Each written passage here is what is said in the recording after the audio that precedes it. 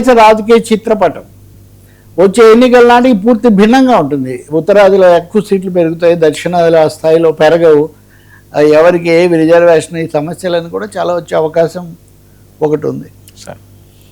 Sir Modi లెక్క నెహ్రూ కన్నా గ్రేటా? మోడీ తొండి లెక్క, మోడీ భజన, మోడీ తొండి లెక్క. తొండి లెక్క అంటే ఈరోజు ఇదిగో నెహ్రూను అధిగమించనున్న మోడీ,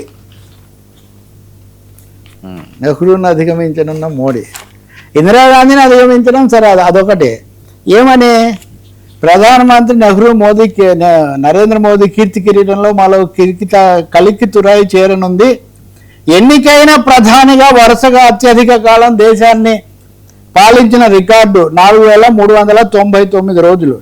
ఎన్నికైన ప్రధానిగా అంటే జవహర్లాల్ నెహ్రూ గారు ఎన్నిక కాలేదా?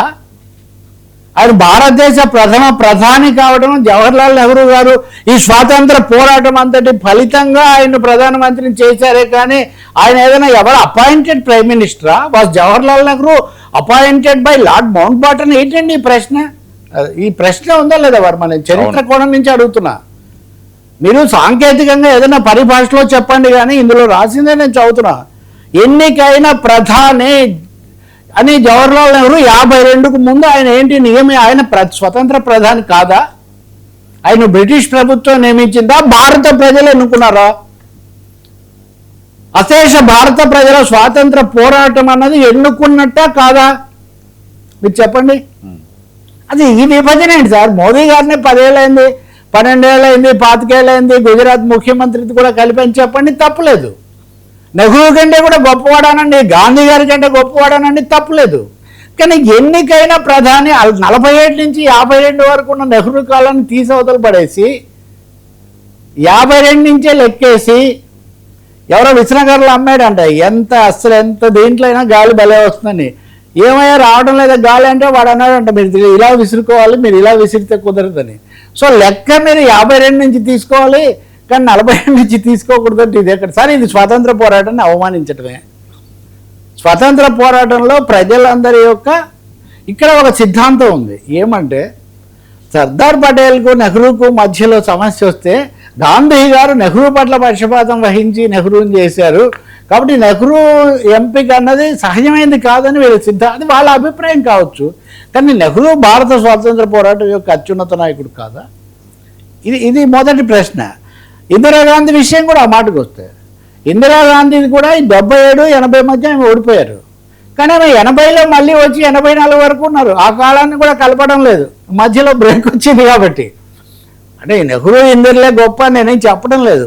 చరిత్రను చరిత్రగా చూడాలి కదా. కాబట్టి ఒక తొండి లెక్క ఇది. మోదీ గారి తొండి లెక్కతో నెహ్రూను స్వతంత్ర పోరాట ప్రతినిధిగా గాంధీ మహాత్ముడు కలగొన్న రోజు, నెహ్రూ అమాత్యుడు నెలకొల్పు రోజు, ఆ రోజు ఎంతో దూరం లేదని అప్పుడు పాటలు పాడారు. తర్వాత పార్టీలు ఏర్పడ్డాయి, రకరకాల పరిణామాలు వచ్చి ఉండొచ్చు. కాబట్టి నెహ్రూ నిస్సందేహంగా భారత స్వాతంత్ర పోరాటం యొక్క ఒక గొప్ప నాయకుడు.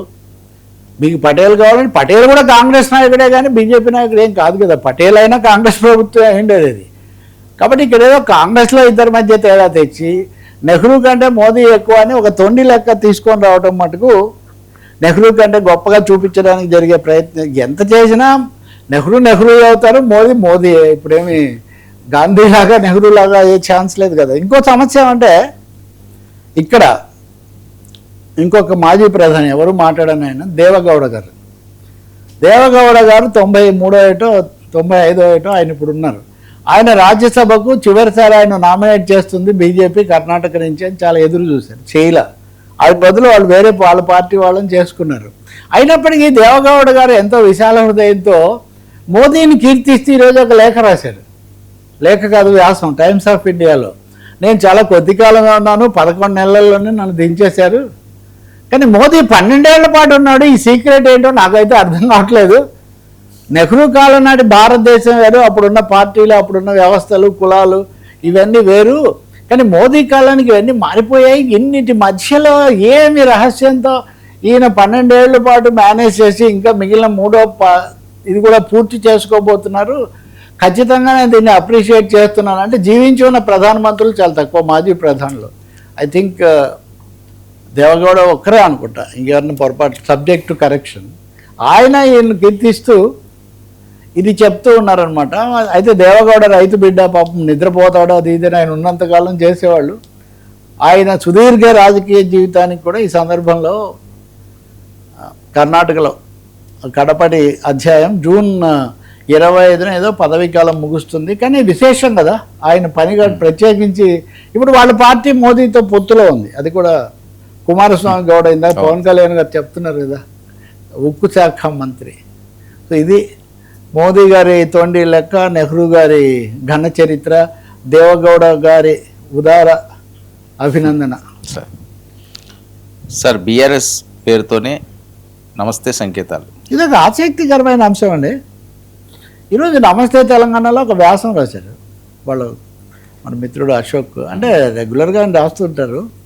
బీఆర్ఎస్ అనే పేరు కొంతకాలంగా మీకు తెలుసు, కవిత ఇది అయిన తర్వాత బీఆర్ఎస్ పేరు మార్చుకోవడం ఆ విషయం కూడా ఆలోచిస్తున్న వాటిలో అది కూడా ఆలోచిస్తామని కేటీఆర్ చెప్పడం మనం చూసాం.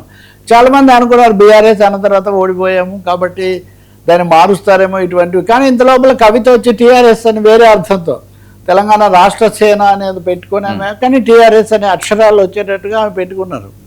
వాళ్ళు